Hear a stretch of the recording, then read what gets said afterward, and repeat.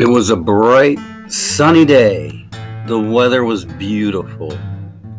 And November 22nd, Air Force One arrives at Dallas Love Field at 11:40 a.m.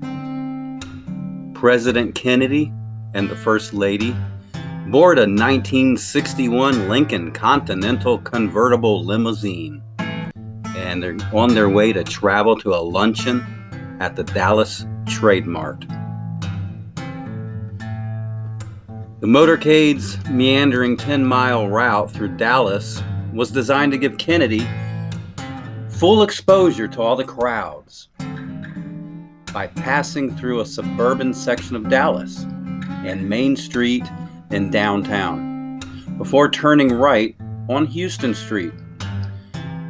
After another block, the motorcade was to turn left onto Elm Street, as in A Nightmare on Elm Street, and passed through Dealey Plaza and travel a short segment of the Stemmons Freeway to the Trade Mart.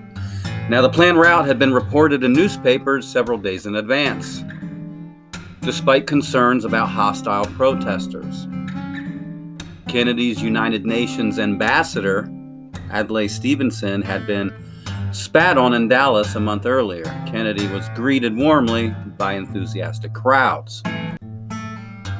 Kennedy's limousine entered Dealey Plaza at 12:30 p.m., just after lunch. And this is Central Standard Time. Neely Connolly turned and commented to Kennedy, who was sitting behind her, "Mr. President, they can't make you believe now that there are not some in Dallas who love and appreciate you, can they?" Kennedy's reply, "No, they sure can't," were his last words. From Houston Street, the limousine made the planned left turn onto Elm, passing the Texas School Book Depository. As it continued down the Nightmare on Elm Street, multiple shots were fired. About 80% of the witnesses recalled hearing 3 shots. The Warren Commission, and we'll get into that later, concluded that 3 shots were fired and noted that most witnesses recalled that the second and third shots were bunched together. Within 1 second of each other, Governor Connolly and Mrs. Kennedy turned abruptly from their left to their right. Connolly, an experienced hunter, immediately recognized the sound as that of rifle and turned his head and torso rightward, noting nothing unusual behind him. He testified that he could not see Kennedy, so he started to turn toward again, turning his right to his left, and that when his head was facing about 20 degrees left of center, he was struck in his upper right back by a shot he did not hear, then shouted, "My God, they're going to kill us all." As the limousine passed the grassy knoll, Kennedy was struck a second time by a fatal shot to his head. Pow! Blood spattering everywhere. The Warren Commission made no finding as to whether this was the second, third bullet, or maybe even some others, and concluded, as did the HSCA, that the second shot to strike Kennedy entered the rear of his head. It then passed in fragments through his skull, creating a large, roughly ovular hole in the rear right side of his head, and spraying blood and fragments. His brain and blood spatter landed as far as the following Secret Service car and the motorcycle officers. Now, the aftermath of this incident still ripples in our society today. Movies have been made about it. Articles have been written about it. Conspiracy theories have been talked about it. And we can get into all that in future podcasts. But today, what we'd like to talk about and what we'd like to raise the conscious awareness in the public eye of is that this was a very public incident, a very brutal incident, one that was to send messages to those that were going to oppose the establishment. They were making a statement. You go against us, and this too could happen to you. Kennedy was not the first. Lincoln was a public assassination, meant to be public, in the public's eye. You go against us, this happens to you. Julius Caesar, et tu, Brute, very public. These are meant to send shockwaves. They are psyops, tools to the mass public. Who controls the media? I mean, we all know this, right? Who controls the media? Okay, then. These incidents are meant to send rippled effects down the media and give the media talking points to let everyone know. You can go that route. You can follow that course. But this could happen to you.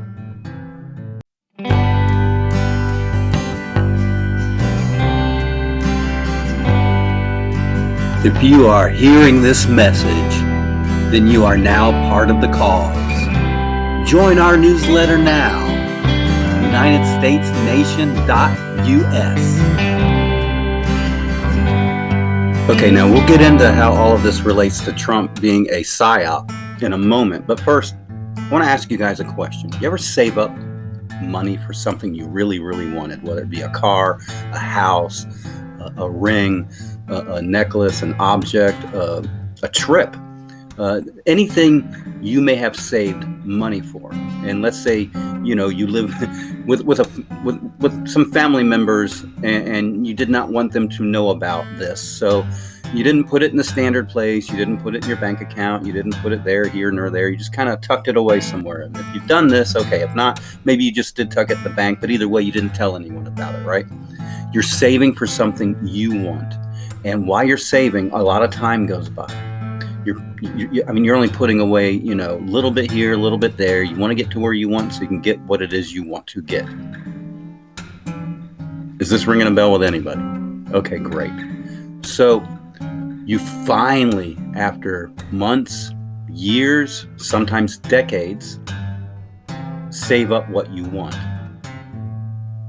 You go out and purchase this item. Now, what are you going to do with it? Let's say, to make this conversation easier, it's a car. You've been saving now for a year and a half to just go outright and get you a car. Yeah, you could have put a down payment on it. You would have had a huge amount of debt, and you could have paid it all off, but you didn't want to do all that. You just put enough down to keep your payments low. So you saved for a year and a half to put enough down to keep your payments low where you wanted them. And during the course of that year, you didn't want anyone to know that you were saving up for this car. Not your mom, not your wife, not your daughters, not your sons, not your cousins, not your monkey's uncles, no one. Because you all know that if they knew you had money stashed away, they'd want to borrow some. They're all good people, well-intended, they'll pay it back, right? We all know how that goes, which is why people stash money, as infamously told in a current case that's making laughter everywhere. But regardless, you get your vehicle, bright, shiny new vehicle, your favorite color, all the bells and whistles, because let's face it, you saved up a year and a half to get what you wanted. You had it special ordered with your color, the type of radio you wanted, the type of soft top convertible, hard top convertible, back pickup, whatever it is you wanted. You saved up, you got it especially made for you. Interior leather, custom, everything. Are you going to hide that car? Are you going to hide it? Of course not. You are going to drive it everywhere. You're going to visit friends you haven't seen in forever. You're going to make trips to visit family members you haven't seen in who knows how long. You're going to make extra trips to the store just because you want to. Right? This is what we all do when we get something that really tickles our fancy. We've worked so hard for it, right? Didn't you work very hard to get this car? Of course you're going to go show it off. Of course you want to drive it. Even if you don't want to show it off, you just want to drive it. I mean, that was the whole point of getting it. Sit in those nice leather seats, gripping that steering wheel, feeling the power of that engine behind it. Going on those nice long trips, short trips, uphill, downhill, Sidewinder trips. Ooh, who can you race? Who can you not race? What can you tow? What can you carry? All the things you wanted to do because you finally now have what you saved up to get to do all the things you wanted to do, right? Of course you're not going to put it away in a garage and keep it hidden from everybody. That would be foolish, now wouldn't it? So back in the McCarthy area, when everyone was raising concerns about a communist takeover, it was all hush, hush, quiet, quiet. But here we are in 2024, and make no mistake, the enemy has a foothold situation in our country that they've had now for a while. They're driving the car. It's their new shiny car, and they want to show it off. Trump is getting in the way. He's not towing the party line. He's not being a good old boy. They're going to use him and are using him and have used him as a psyop, psychological operations against the American people, against the world in general. You do this to us, this will happen to you. Very publicly, very brutally. Make no mistake. 35-45. 35-45. Those that know, know. Look it up if you don't. All right, my friends. There's so much to go into on these topics. We could talk for hours on it. But make no mistake, everything that is happening to Trump is by design. There is no one person involved. There is no two people involved. There are no three people involved. It's not a conspiracy, it's a fact. When you spew hate onto an entity or a person or an organization for so long, people will spawn and do things on their own. That doesn't mean it's a conspiracy. That doesn't mean they're tied to those other people, except for the fact that they're making those decisions based on an outright lie. People that lie in this country, especially the media, need to be held accountable. I will be introducing legislation, and hopefully we can all pass a law together, that if the media lies, they will pay. Not only to those parties directly injured, but to the American people themselves, all 330 plus million of us. And when they start having to pay out of pocket to all of us, we the people, for being lied to, then maybe they will just start reporting with unbiased news, which is all news should be. It should be unbiased. But we don't have that anymore. I call the media the fourth branch of government. I know people like to call the deep state the fourth branch, but no, the media is the fourth branch. The deep state's the fifth branch. Because the media is in your face. It's an active army against you on a daily basis. It's not hiding behind the scenes like the deep state. You know who the media is. You know who all the talking heads are, who are nothing more than useful idiots in China's war against America, and America being the biggest paper tiger right now, being laughed at on an international level because we have no new ideas, we have no new leadership. They got the far right regurgitating far right conundrum, and they got the far left regurgitating far left conundrum. And they're only going to follow what's already been done in the EU. The United Nations is presiding over the whole transition of everything. And let's make no mistake, just like the car you bought up and saved for, it's done. They're showing off their new toy, which is why they're not in fear of you talking on all these social media platforms. Why would they? They own them. They're not in fear of you rising up on your platform. If that's all you're going to do, what do they have to fear? That does nothing in the world of legal law. That does nothing with voting. You're just an armchair warrior speaking your opinion. The only way we can win is to overtake the duopoly and monopoly, return the power to we the people, fill the Senate, the Congress, the presidency, all with independence, no ties to nothing. And no, it's not going to happen overnight. It's going to happen over a long period of time. We didn't get into this mess overnight. And we're not going to get out of it overnight.